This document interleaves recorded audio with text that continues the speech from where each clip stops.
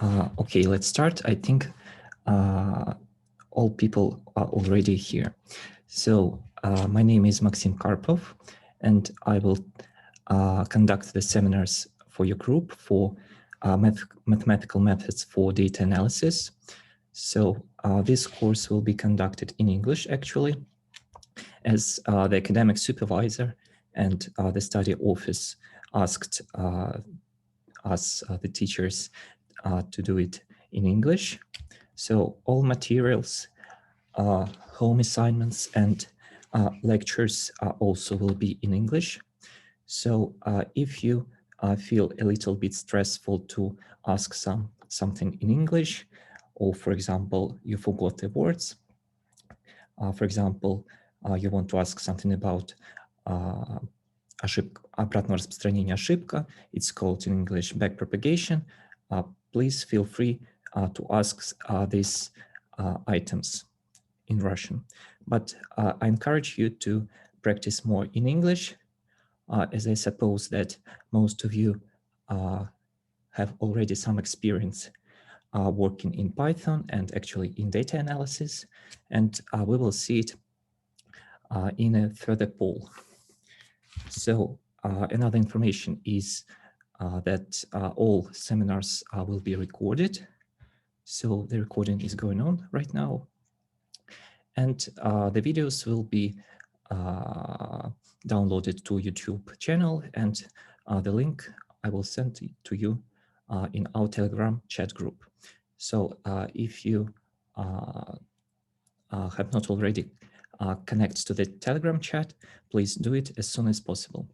I'll have already sent the link on your corporate HSC emails. So before we start the seminar, I want to launch a poll about the background information. It's interesting to see what the audience is. Have you been already familiar with Python? So I launch the poll. Please answer the questions.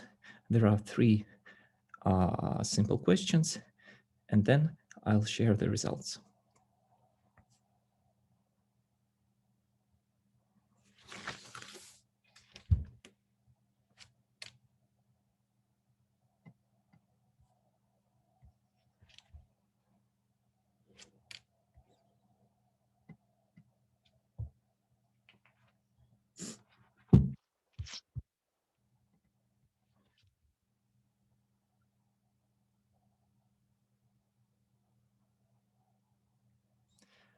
Okay, I see that most of you have already voted. So 2 more people. Well, actually, I think that we may finish right now. So end poll, and I'll share results to you. Oh, great. Actually, 100% people are familiar with Python, and you already know about it in some other courses. And actually, most of you have been working in Jupyter Notebook or Google Colab. Great. So actually, I think that the basic part of today's seminar, I may somehow skip and go further to more advanced parts. So now I will share my screen. Just a second. Could you please say, do you see the Jupyter Notebook? Yes, yes. Great. By the way, can I ask a question, please? Yes, of course. Alexander, yeah. Yes, yeah. So I just wanted to ask you, may you sometimes when maybe you will speak about some mathematical topics, maybe at least sometimes duplicate information in Russian.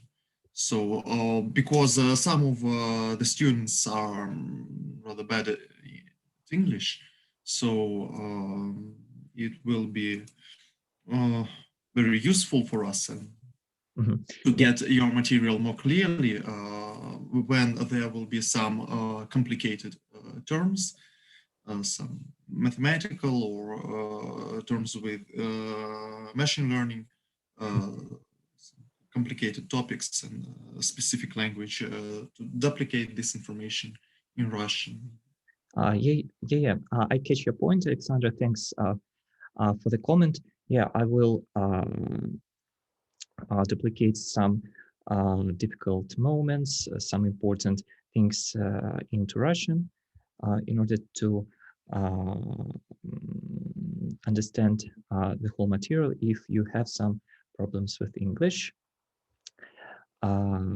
actually, Irina has a message in chat also about this theme. Well, the materials, the slides, as I've already said, are all in English. But I will try, somehow repeat some difficult points in Russian.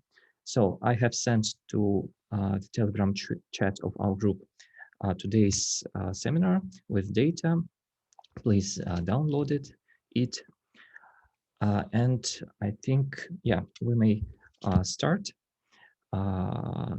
So once again, I'm Maxim Karpov. I will teach the first and the second groups. I'm currently a third-year PhD student at the Doctoral School of Computer Science in our faculty. And also I'm working as a researcher at the laboratory of methods for big data analysis. It's called Lambda. Maybe you've heard about it. The supervisor is Andrei Ustюжанин. And the main focus of the lab is working with CERN. It's the Center of European Nuclear Researches. So the Large Hadron Colliders, all this stuff. And another scope of the laboratory is working with industrial partners. So the assistant in our group will be Kirill. I suppose he's here. Yes, Kirill. I am. Well, great. So any questions, if you have during our course, you may address to Kirill. He's the owner of our Telegram chat. And here's also all the contacts, my contacts in Telegram and Kirill. So another useful information which I want to tell you before we start, it's the consultation hours. I have a regular Zoom consultations on Mondays. I will send you the link also to the Telegram chat group. So if you have some troubles, some problems, also you may ask some questions in Russian during the consultations, but in our regular seminars, we will try to speak more English. So as I've already said, on Mondays from 1 p.m. to 20 p.m., you may attend these consultations. So it's regular consultations about everything. Also, Kirill will sometimes ask you, do you want some consultations or something like that? And you may choose another time which will be more comfortable for you. Yeah, great. So I think that we may start the main part of our seminar. So today, as the poll has shown us that most of you have already familiar with Python, I think that I may skip some information, basic information. But please, if you have some questions, comments during the seminar, don't be shy to interrupt me. Так, теперь информация на русском. Сейчас у нас будет такой нулевой семинар, когда мы быстро пройдемся по азам на питоне. Но так как вы уже все знакомы с ним, то, наверное, мы перейдем ближе к Numpy, Pandas и Matplotlib. Вот. Можем, в принципе, проголосовать или высказать мнение. Если вы хотите перейти сразу к Pandas, Numpy поставьте плюсик в чат, и мы не будем тогда обсуждать print, input, там условия, циклы. А если все-таки хочется немножко пройтись по базовой части, поставьте минус.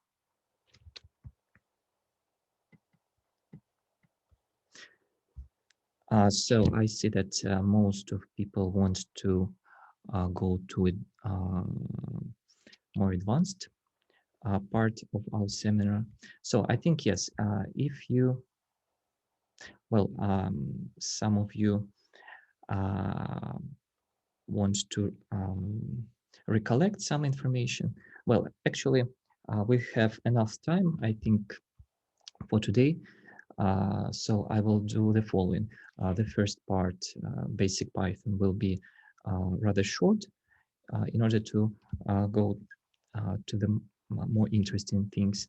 And we will have much more time for scientific libraries for data analysis in Python, okay? So we will be working in Jupyter Notebook. It's a widely used web application. Another resource which you can use is Google Colab. It's free and in some way free. You may run your neural networks there when we have this part of the course further in order to compute something efficiently. So, Jupyter, it's an acronym for three most popular programming languages in data science. They are Julia, Python, and R. The last letter R is the programming language R, which is very popular among statisticians and I don't know why, among bioinformaticians. So in order to install Python, the simplest way is to download Anaconda distribution. I think that we may skip this part, as you are already familiar with it. So how does Jupyter Notebook work? We have here cells. For example, this cell is a markdown cell. You may find it in the upper part of the menu. Cell type markdown. I encourage you to learn the shortcuts for creating such cells. For example, markdown shortcut is M. If you want to make it code cell, you press Y. So, and here we can see the input symbols. And we know that this cell is now code type. But let's return it to Markdown as it was previous. So in order to create new cell, you may press the plus button in the upper left part of the menu of interface of Jupyter, or you may press B, which is below, and you will create a cell below the current one, or press A button above and a new cell will appear. In order to cut cells, you may press X and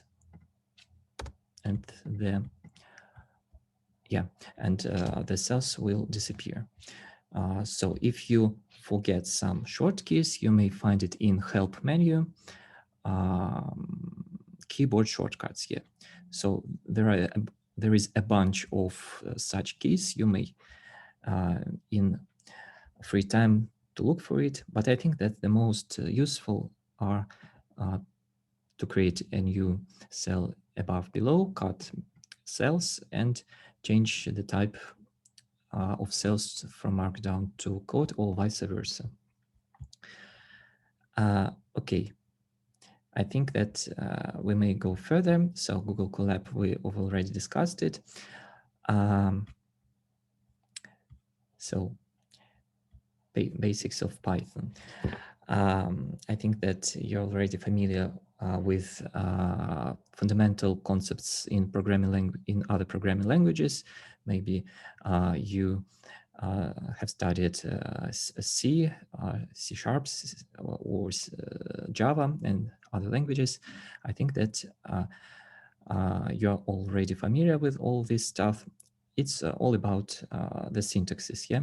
So in Python, the syntaxes is rather simple, and you will see it. Let's speak about how you can watch the doc information about the function. For example, you may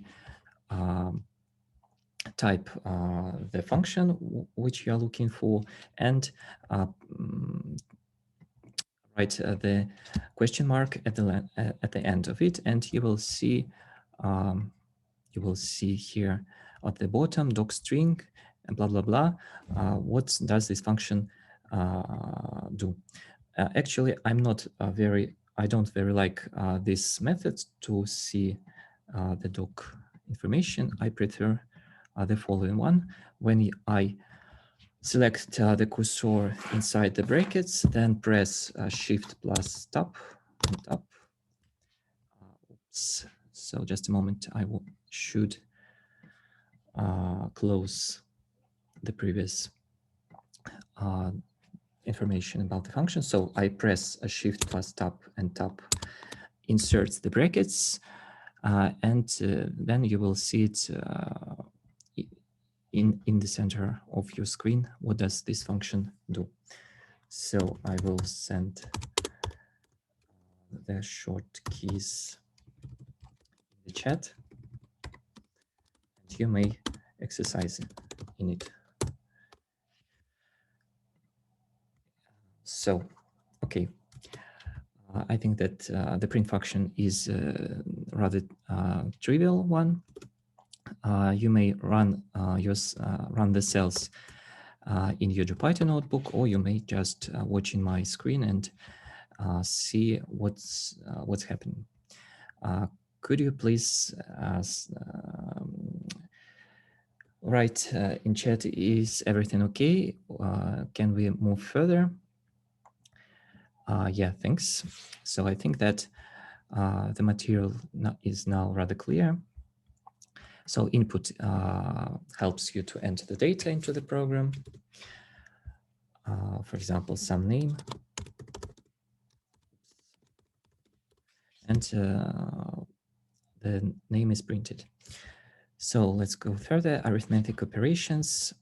Well, the division in Python, float division is 1/, integer division, целочисленное деление, 2 slashes, and взятие остатка деления is percent. Actually, I'm not familiar with C and Java, for example. Maybe it's the same, maybe not. So please remember all symbols for arithmetic operations. So here's just a simple task for us to solve. Well, let's do it. We need to do some arithmetic operations. We have $100 savings, and we want to invest in 10% interest rate every year for 7 years. Well, it looks something like that. And yeah, there is some tricky moment. If you may see on the last position, it should be something like 10th or 12th positions. Python has written 1. That means that the multiplications in Python is made in 10th numeric system. And there may be some problems with multiplications of float numbers. So you may take, for example, int, yeah, integer from this multiplication, and you will see that now the result is okay. в общем, в питоне умножение и различные вычисления проводятся в десятиричной системе счисления, поэтому когда вы сравниваете, да, различные значения, например, 0.4 вычесть 0.3, и попробуйте сравнить с эталонным числом 0.1, то так, 1, то у вас будет неправда. And if we look on the result of such subtraction, we will see that there is also some имеется некоторая погрешность.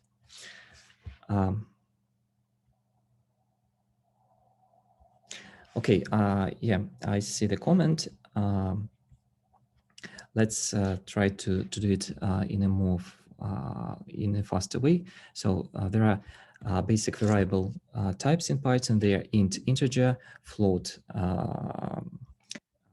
вещественное число, bool, it's a logical variable, and finally string, тип данных строка. So it's the basic ones, and of course there are more other types of data in Python. Actually, in archive that I've sent to you in Telegram chat, you may find additional notebooks folder, and there is a great collection of notebooks for each topic. And if you wish to deepen more into this or that topic, you may look at after the classes. Actually, it's primarily for those who feel not very comfortable with Python. So at least it's data type when you have an order of data. So you may call some index, yeah, and you will see the position, the value which is situated on this position. The indexation in Python starts with 0, so on the second position will be this number, 746. Okay, also you know that in list you may the lists may contain different types of data, so strings, numbers, integers or floats, or even another lists. Okay, so here's the example of for cycle. I think that it's clear. If not, please ask by voice or ask in chat. I will try to see if there are any questions about it. So, okay, of course, there is a great number of different methods for lists, how to add an item at the end of the list, how to extend it by appending all the elements from some lists, and so on. You may try it at home to see which methods we may use for lists. Okay, conditional statements. I think that it's also clear.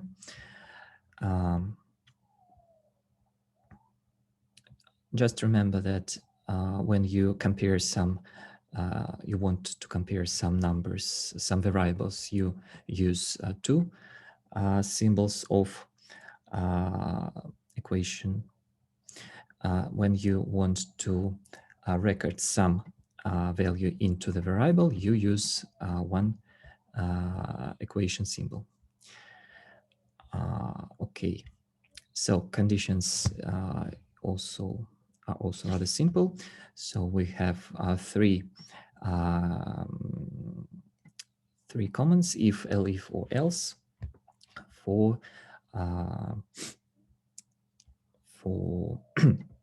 making some conditions. So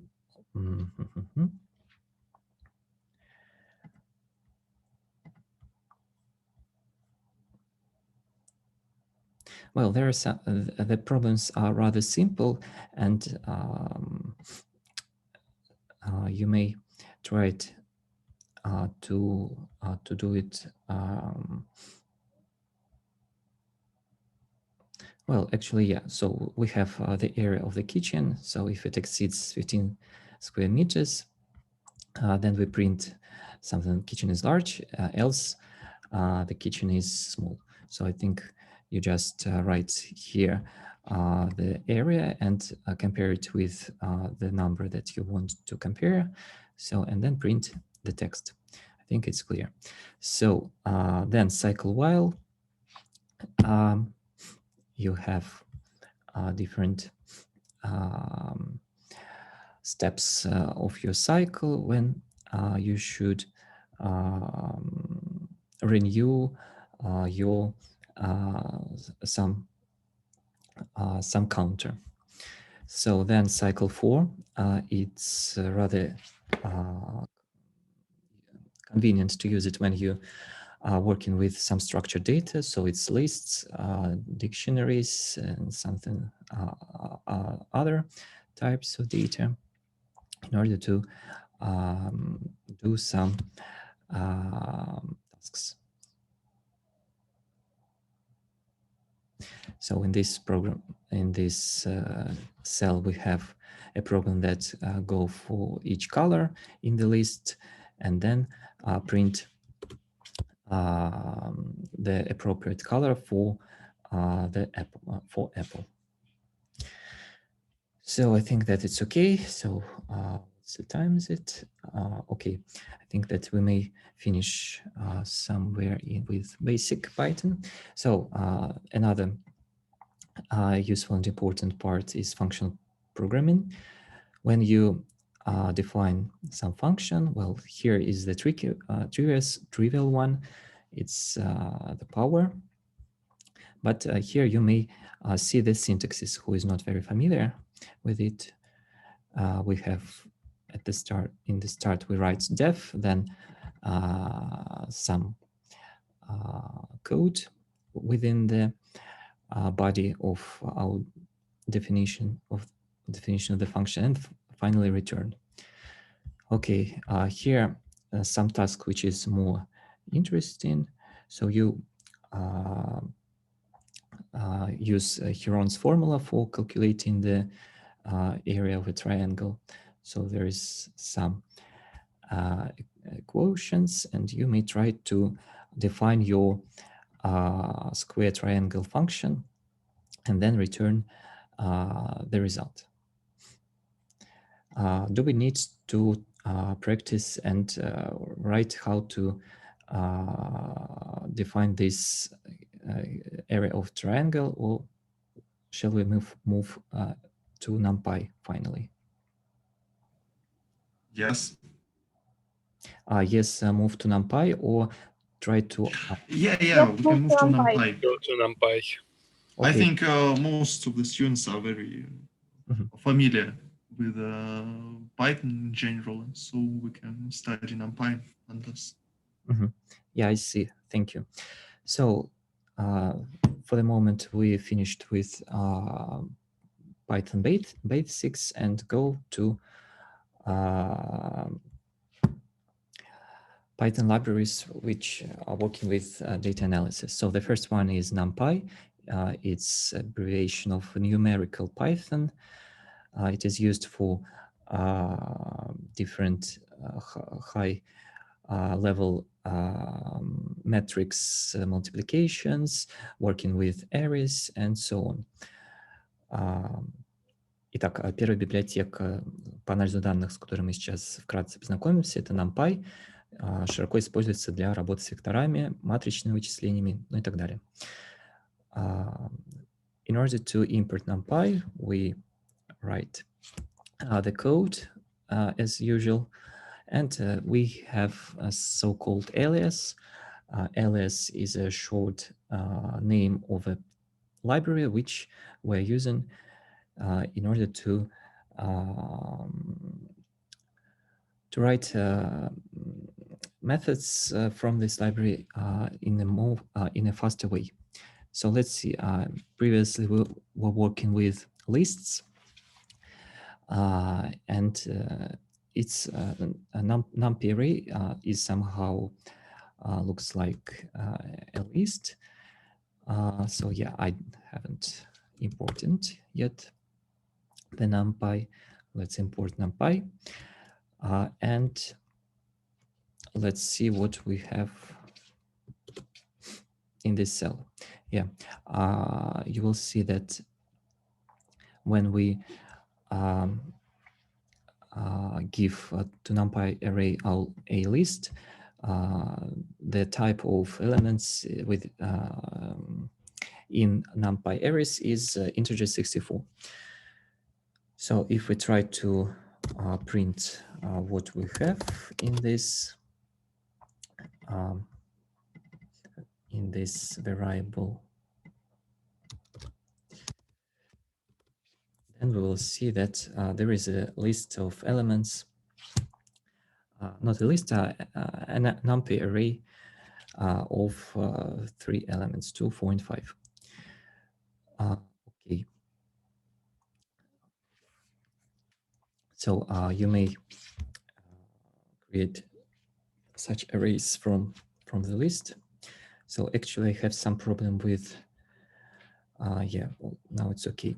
The Jupyter notebooks works not very fast. So okay, let's go further.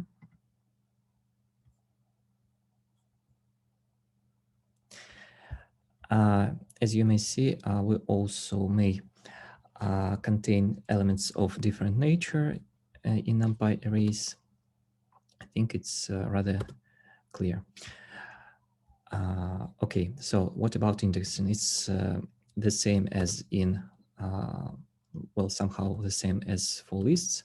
You may call the elements by writing the appropriate index. So on the 0 position, there will be 2. On the first position will be 4, and so on. If you want to display the last element of an NumPy array and in a list, you write the -1 in square brackets. So you don't need to count all the elements from the start. Then you may write this notation when you start from the end and then go with -2 step. And in our example, it will be only 2. So, okay, then, so it's called slices. If you want to display not a single element, but some elements, you're using slices. So the first element is included. The second element is not included in slices, but actually the length of our NumPy array is not very long.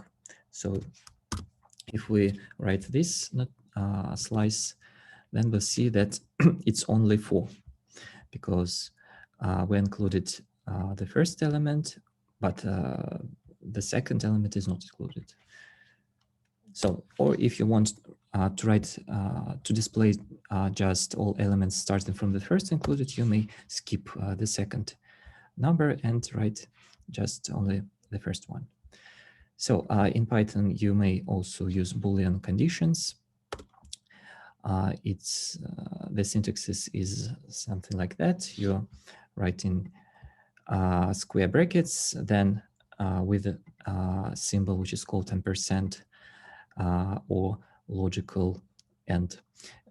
You write in circle brackets, в круглых скобках, the conditions itself.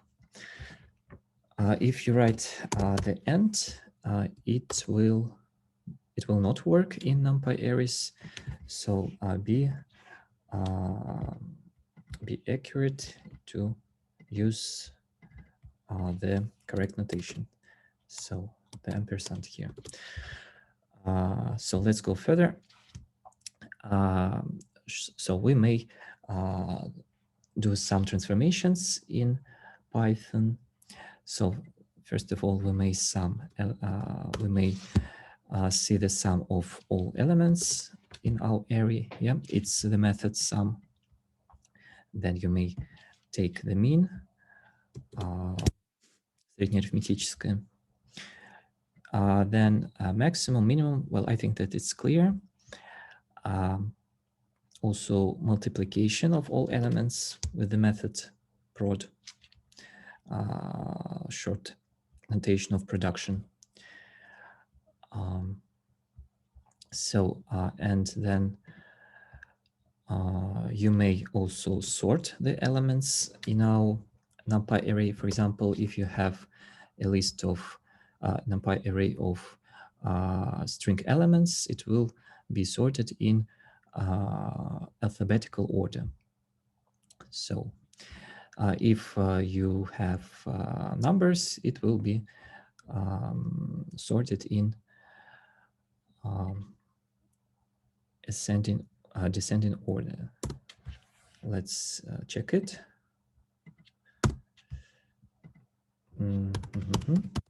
A sort and displayed, yeah, and sort. Yeah, it's an ascending order. Ascending order is по возрастанию.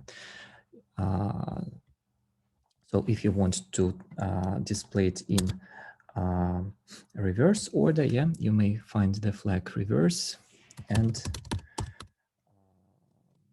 write true. Then reverse, yeah, mistype. And then the elements of NumPy array or a list will be in descending order, в убывающем порядке. So also there is useful command timeit. So if you want to run cell and to watch how much time it needs to make computations, just write this line. Okay. There is also another short description. Well, actually, you may measure the time of how computations are going on by using 5 loops, for example, and how many runs in each loop in order to get the appropriate time. Okay, let's go further. Now, vectorized operations. In NumPy, we have a module which is called random. It's a good one for generating random numbers. Well, actually, we write here NP random seed.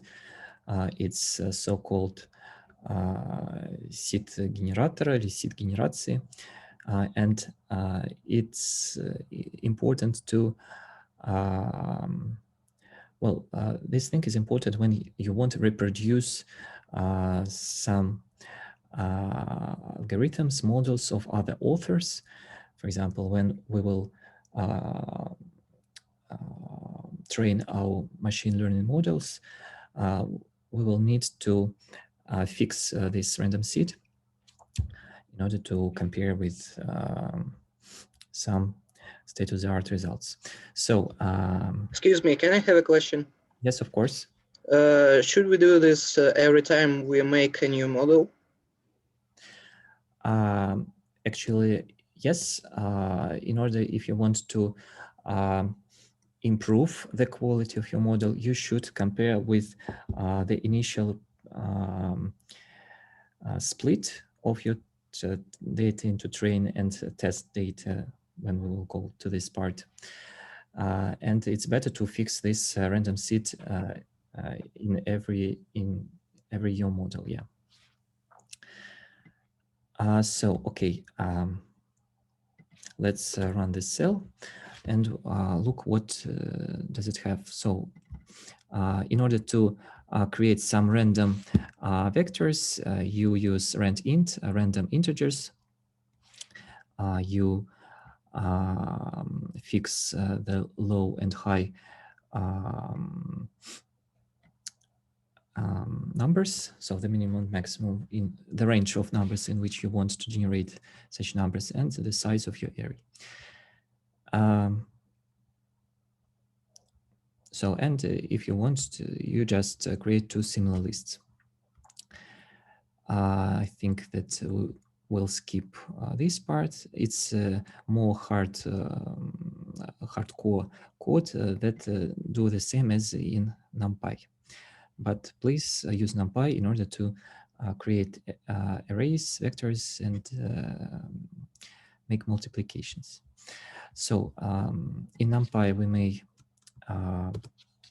to sum up two arrays of the same length, and the summation is going element wise. So another way how to do it with lists, it's going in cycle for, and then you append element-wise, sum up the elements in element-wise manner. But you see that the computation is rather long, and if we look how much time does it need in Numpy, it's approximately in two times faster. So let's compute some matrices. Yeah, there is another library which will be useful for us. It's a random package, and you may fix a random number generator not from Numpy but from this library. So another way, and how we can do it. So actually here we have, yeah, now we may write the specific size of our matrix. If earlier we have only one dimension, now we have 2 dimensions, and you just write it in brackets which dimensions you want, and then a random matrix is created. Are there any questions so far? Or maybe I'm going too fast. Could you please share your feedback? Oh, I think everything is okay. Okay, thanks, Evgeny. Anything, any other opinions? Is it okay? Or maybe we shall repeat something about Numpy? No, that's fine. Okay, thanks, guys. Let's go further. Well, actually, you may create Numpy arrays filled with zeros. Well, not with zeros. Firstly, you create empty matrix, then you may fill it with some elements, and then each element in row, in intersection of the row and the column, if this matrix will be something like this multiplication of elements of 2 initial arrays, A Numpy array and B Numpy arrays. Okay, but it's so it was also pure Python alternative. How can we multiply to how we can multiply to vectors? It's much easier to use dot method in Numpy when you just multiply A Numpy on B Numpy. So we may look once again what is stored in a NumPy and bNumPy, some matrices of a fixed size, and we may multiply them in this order. Actually, if you try to multiply them in reverse order, you will see that yeah, you also may do it because we have the same dimensions on both sides. Yeah, 3, 4, 4, 3. But if the dimensions were not were not equal, yeah, as in linear algebra we studied, then the dot operation won't work. Okay, I think with dot multiplication it's okay. It's and then there is some example with chain calculations. Well, we may just look at it how it works. So we have a given function, and we want to compute its gradient. So let's calculate these two functions at the given point x. We also create, also fix the random seed, then create a random matrix with integer filled with integer numbers, and then we also create 3 NumPy arrays x, b, c. And you see that all multiplications which we need also we make from dot method. To transpose the matrix or vector, you just use the capital letter T after the initial NumPy array. So there is some difference between these two. No difference. Yeah, no difference. So you may use dot methods in order to multiply two arrays, or just add symbol. It will do the same things. So actually, as for NumPy, I think that that's all. So what you should actually know about it: how to work with NumPy arrays, so of one dimension, how to work with matrices, multi-dimensional arrays, how to do some transformations with them. I'm not sure whether it will be tested in our first home assignment.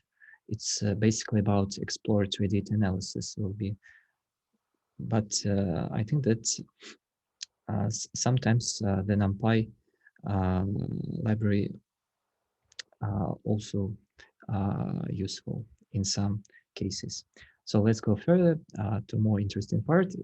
It's Pandas, the Python package which helps to work with tabular data. And actually there are two main data structures in it. When we have just a series, Pandas series, it's a one-dimensional array of some data. For example, some GDP of countries. Or when we have the whole tabular data, it's Pandas data frame, where we have already two-dimensional array. In all Pandas data frames, we have data itself, which is written in the tables. Then each row we may address by index. In order to address the column, we write column name, and each object in Python data frames has its data type. So let's see the following example. We want to create some data frame from just by hand. So we want to have 4 columns. The country, province, and so on. Then some indexes in this table and which data we want to store in this data frame. Let's do it and put our variables in data frame. We just call pandas pd dot and then data frame object, and the following arguments are so the data, columns, and the index itself. So let's watch what we have. Yeah, we have the table 4 by 4, and we also want to have specific indexes, not just 0, 1, 2, 3, but 0, 1, 10, and 100. Okay.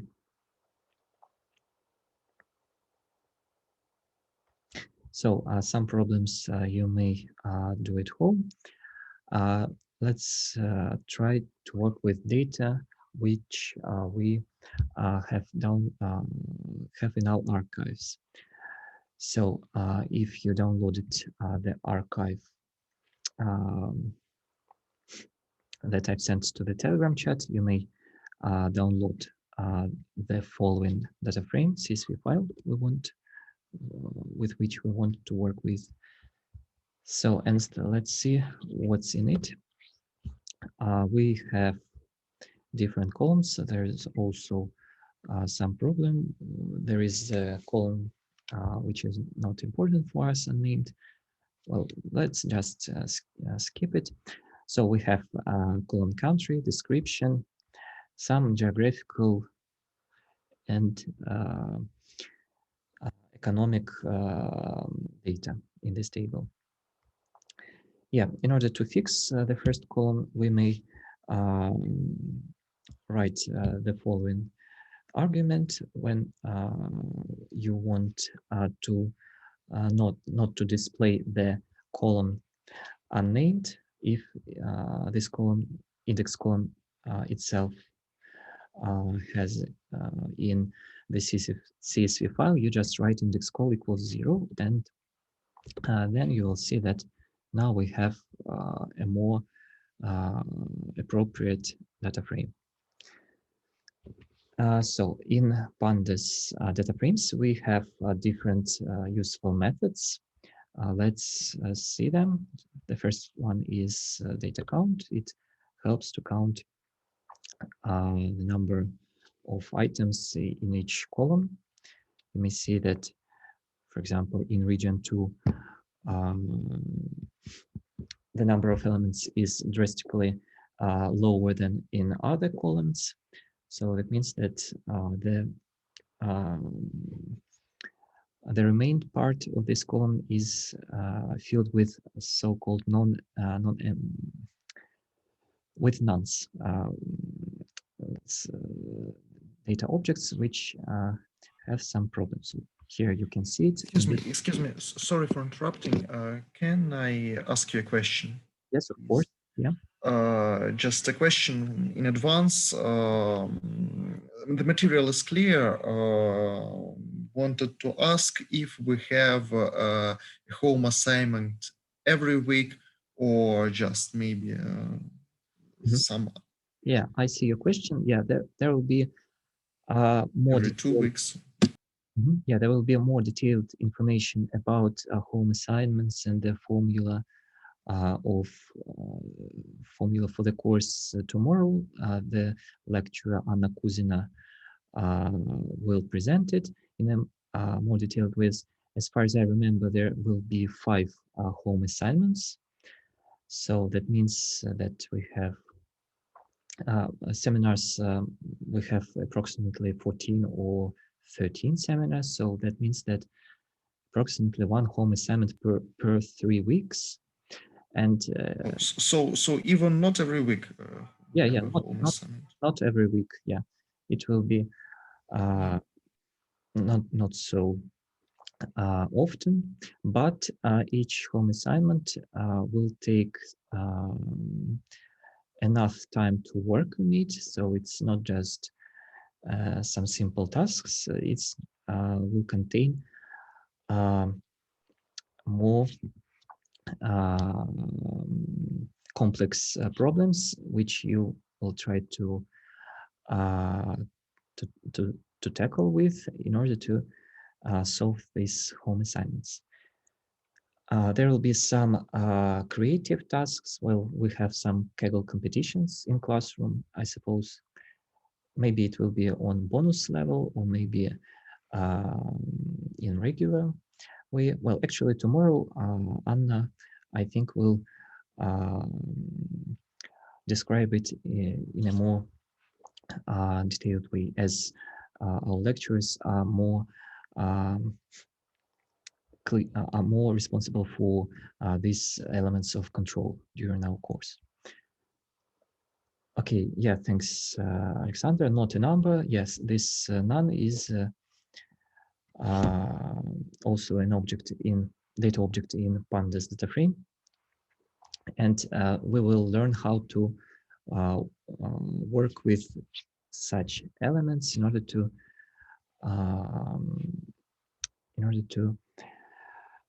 delete them, or just or another way to fill it with mean or some other statistics. We will see it later. So, okay, another method is data info. It's just tells you about also some statistical informations and also types of data. So we may see, sorry, we may see that there is object types. Well, somehow it's in pure Python string, but in Pandas data frames it's object. So some text information is called object. If you want, if there are numerical data, it's either int 64, so integer, or float 64. So, and well, actually, these are the main types of data frames objects. If you want just to display types of data, you write attribute dtypes. Please pay attention that it's not method, it's attribute. We don't need to write brackets in it. So in Pandas data frame, other attributes are data shape. Yes, yeah, data shape. The first number is the number of rows in our table. The second one is number of columns. Okay, then we may see, we may do the following trick. You may fill your table with all, well, actually find the cells where non-empty objects are stored. For example, in true, in our initial table will be displayed true instead of none. Well, it's better to use when you work with the specific column. For example, you know that there is none objects in region 2 column, and you may do some calculations, and maybe it will be useful to solve some problem. Okay, I wonder, is it the end of Pandas part? Not actually. So, well, in this part, we need to download 2 libraries for visualizations. Alexander, you have a question or not? I see that you have a microphone on. Okay, so we downloading the 2 main Python libraries for visualization. They are Matplotlib and Seaborn. So the appropriate aliases are PLT and CNS. Then we create subplots, yeah, in order to visualize our data. Well, actually, this heat map, Seaborn heat map, shows us how many non-empty, not a number objects in our data. Now, actually, we may a little bit improve it, but let's have this one, heat map. So actually, there is also method describe, which is also useful for numerical objects, numerical columns. For example, in our example, it's price and points, and we have the standard statistics, the first, second, and the third quantiles, standard deviation, mean, and so on. If you want to describe, to have the descriptive statistics for non-numeric data, you just write the flag include equals 0, and you will see some statistics for object types in Pandas data frame. Okay, as for data slices, it's actually very okay. Yeah, we have data head, and another alternative way to see, for example, if you want to see the end of your table is data tail, and you will see the last n elements in your table. By default, it's always 5 as in head and in tail, but if you want to display some specific number, you just write it in brackets. Okay, so if you want to select objects in one column, you write the name of your data frame, and then in square brackets, the column name.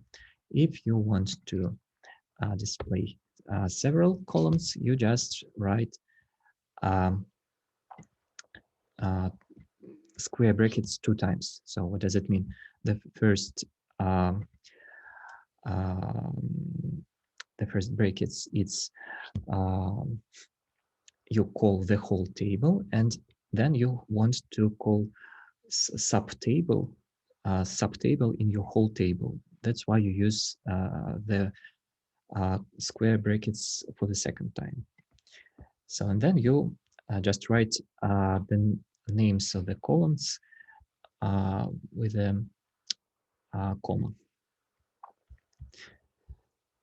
Okay, slicing is very similar like in lists and Numpy arrays. So, for example, if you want to display from 10 to 20 rows, you just write this. Indexes, we remember that the first index is included, the second one is not included. So another approach how to select rows in your columns is lock method. When you have 2 arguments, so the first one is means display all rows in your data frames, and the second one you just write which column you need to display. If you want to display, for example, information about the 0 object, the 0 item in your data frame, you just call the first element and then the whole information for this element. So different slicing from 0 to 5 elements, but look, please, an important difference between ordinary slicing is that the second index in lock method is included. So all borders, yeah, the left and the right border are included in lock method, whereas in ordinary slicing, when you just call data open square bracket 0 to 5, the second element is not included. Okay. Also, we have iloc. It's the abbreviation of index location. And there is some tricky moment. Maybe some of you familiar with it, but I think I repeat it. Now we look at actually the values of indexes, which are written in the index column. So, for example, in this example, the second index is not included. So there are some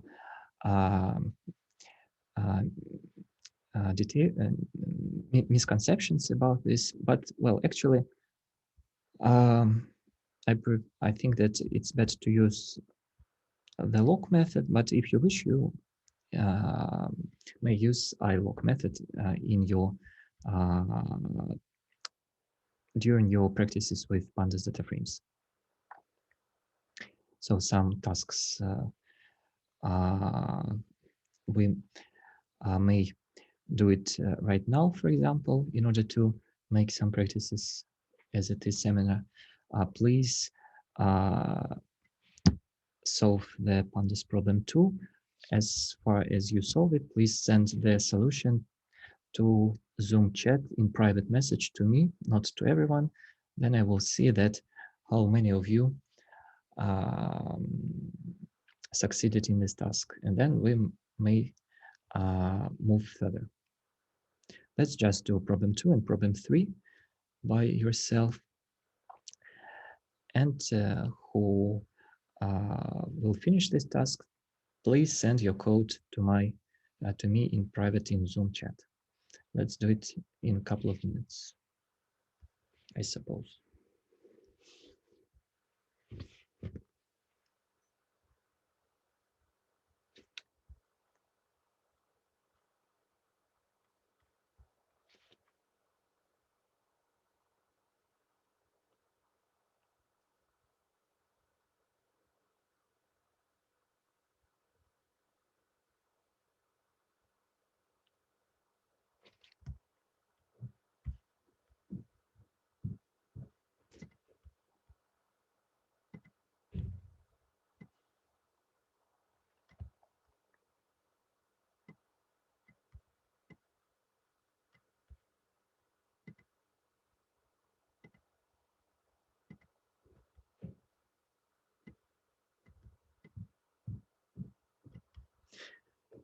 So what we're doing right now, we are trying to solve these two Pandas problems. If you are ready, please send your solution in Zoom chat in private messages to me in order to see how the progress is and whether you are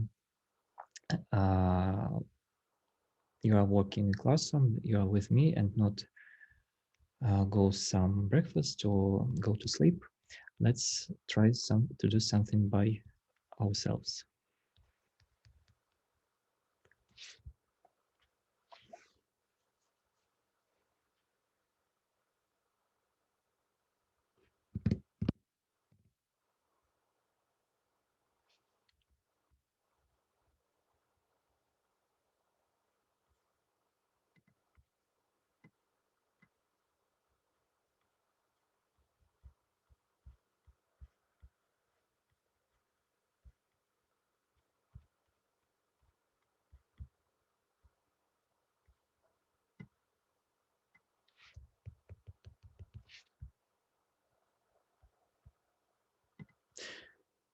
Well, okay, I think that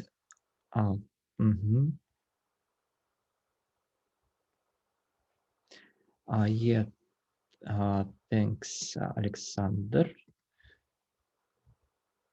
Yeah. I will display one of possible solutions for the problem 2. Yeah, in order to display the first line, you may just use head method and select the first line. But if you want to use it from using log method. Yeah, for example, if it's not the first line, because head just, well, actually, it's better to use here the log method. Yeah, for example, not the first position. Yeah, for example, like that.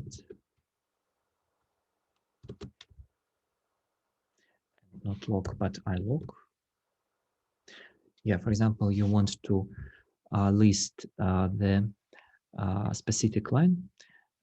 If we use data head 100, then we will have 100 elements. But if you want specific element, you may just, yeah, I see your solutions. Yeah, thanks.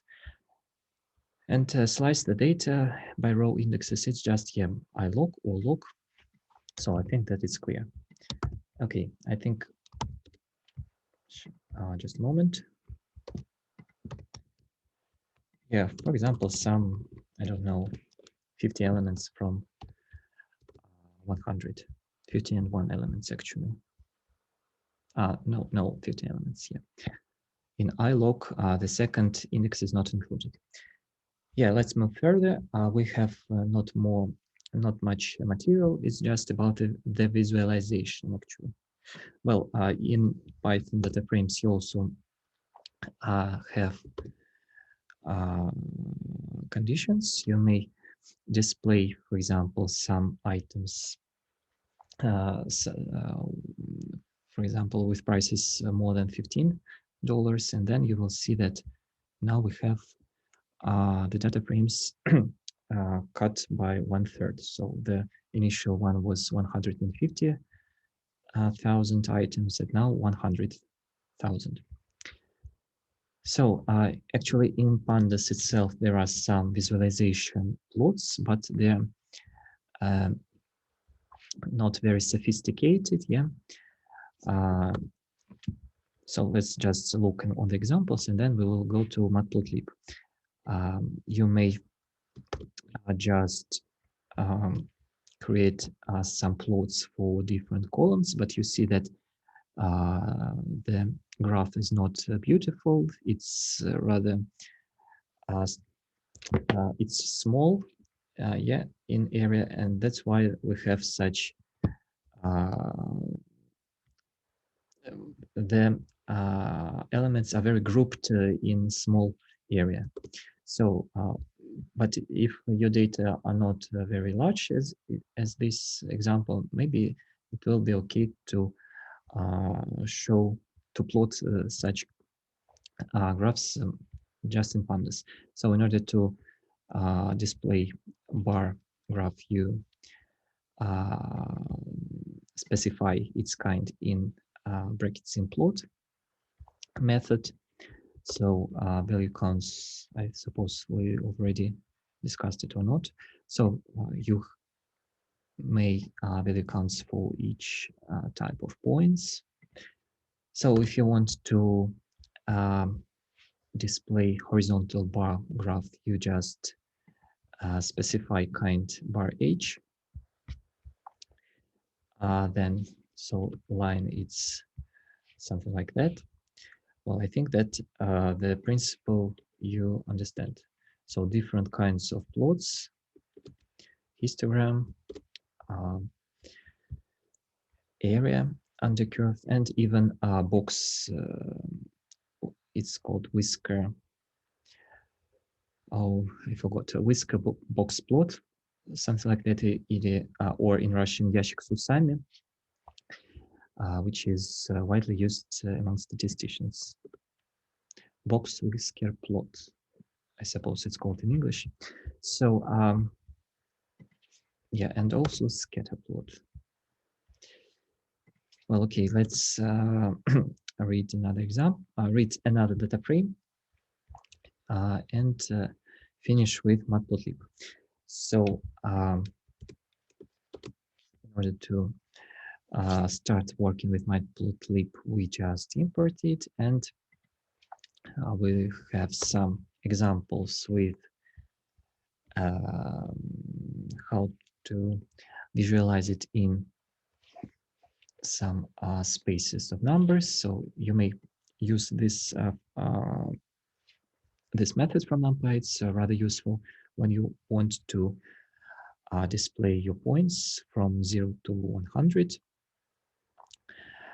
And there will be 15 points between these two borders, which are distributed uniformly. And then plot this graph. So we also have cosinus in Numpy, and we may plot it. So the main information is here how we can make labels, for X and Y axes, how to make a title for our graph. These methods are really important and useful to remember. Okay, also you may plot the legend, and in order to give a legend with description of what each line means, you should write the label flag in plot method in order to include these labels in your legend. Okay.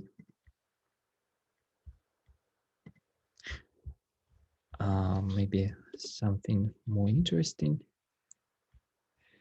Yeah, you may also configure the figure size by the first number. It's 8 so-called points, or well, some 8 inches. Well, some specific distance measure in Python, and on vertical it's 4 for this inches. So to change colors, you just write the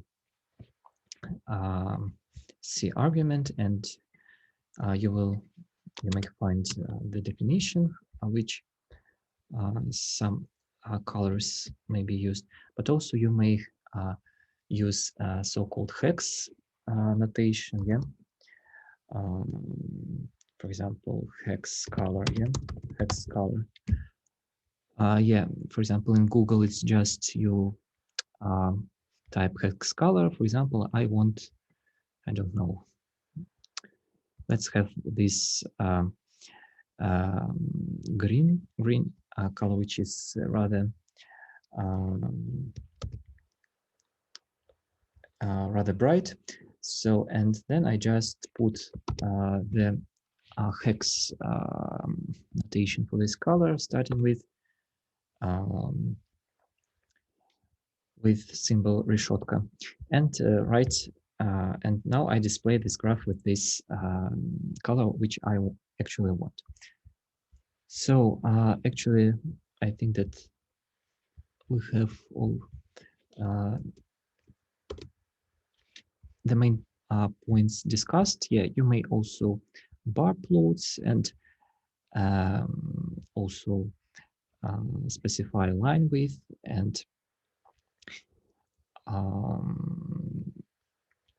also there is also important useful methods making ticks on your horizontal axis. For example, if you want to specify each column, you just write X ticks and enumerate which items you want to include.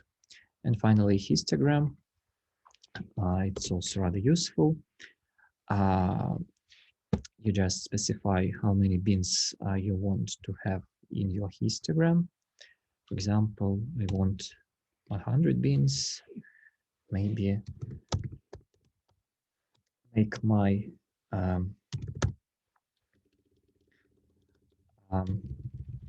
size of figure a little larger. For example, 4 and 4.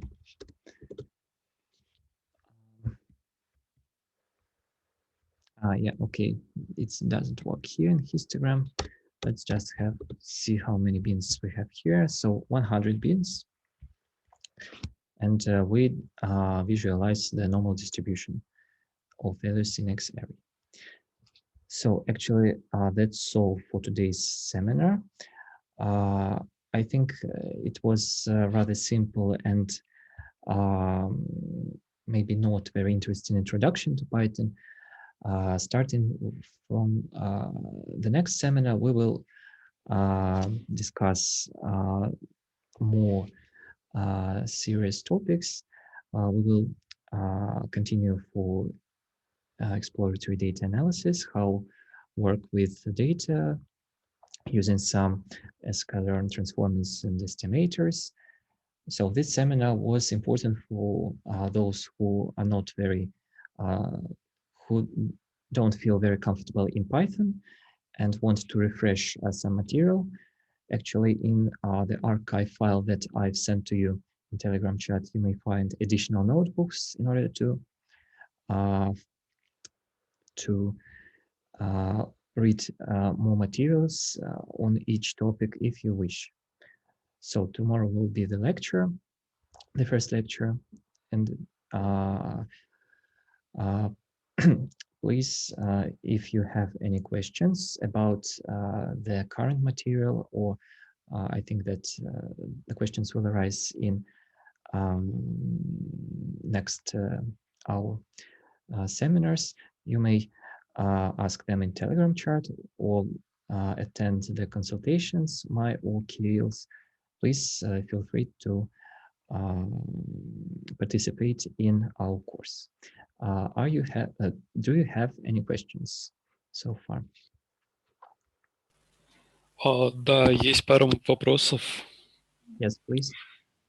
Во-первых, вы присылали, когда письмо, то, что нужно поставить Jupyter, добавляли 2 приложения по поводу того, что как сделать, я так понял, для Mac и для Windows. А можно ли работать на Ubuntu, или нужно будет все-таки поставить на другую систему и не получится с ней?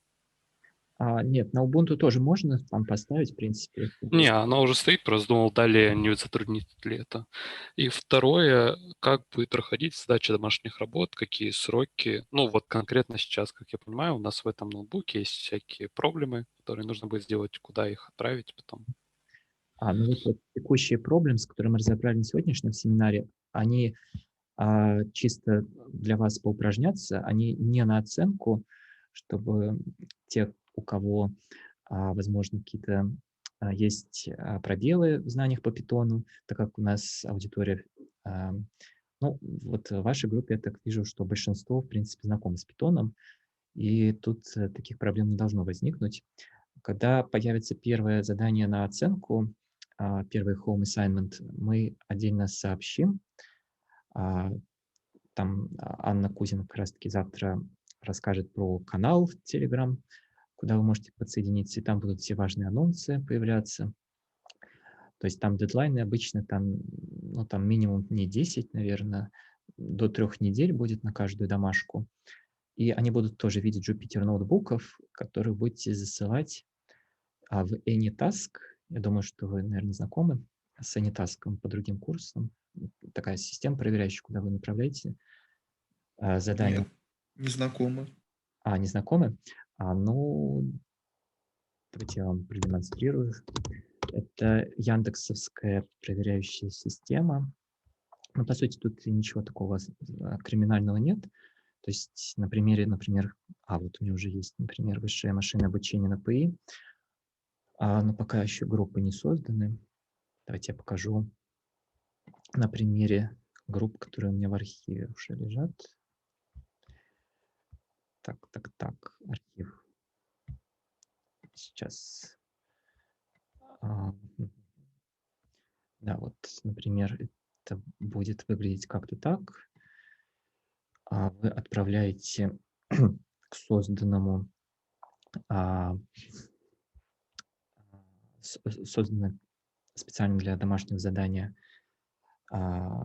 ссылку, да, мы вам пришлем логин и пароли, или вам нужно будет зарегистрироваться, куда вы отправляете домашнее задание, и ассистенты оставляют комментарии. Тут вот будут прописаны дедлайны все, оценка, которая ставится. и здесь можно будет обсуждать, там, если есть какие-то вопросы по разбаловке, вот примерно в таком ключе. Ну, а вот всю дальнейшую информацию, как это будет сдаваться, куда засылаться и все объявления вам скажут на лекции. Так что рекомендую завтра ее посетить. Okay, are there any other questions? Можно на семинарах все-таки как-то переходить на русский, потому что я человек, не знающий английский, в принципе, я его не учила никогда. Мне очень трудно понимать вас и вообще, в принципе, понимать, что происходит. Хорошо, Ирина. Да, я вас услышал. Смотрите, лекции, они будут точно на английском, и там перед нами учебный офис, и руководитель образовательной программы академически поставил задачу, чтобы лекции точно были на английском. Семинары я тогда, наверное, стараюсь чуть больше переходить на русский, начиная со следующего. Но такой вот еще комментарий. В дальнейшем, так как вы будущие software engineers, ну и, в принципе, будете работать в области, связанной с IT, английский язык – это язык индустрии, индустриальный стандарт, и наверняка вы будете работать с зарубежными коллегами, читать документацию, то есть английский подтягивать необходимо. Просто, скажем прямо, английский мне не нужен. Я в другие страны поеду, в которых мои языки не английские. Возможно, если там Германия или Франция, и вы думаете работать только на локальном рынке, в локальных компаниях. Ну вот, честно скажу, вот я изучал немецкий там ранее, и, ну ладно, в общем, это уже вопрос такой спорный, какие языки лучше учить, какие не надо. Хорошо, я услышал ваше мнение, Ирина, постараюсь его учесть. Итак, если больше вопросов нет, то тогда всем спасибо.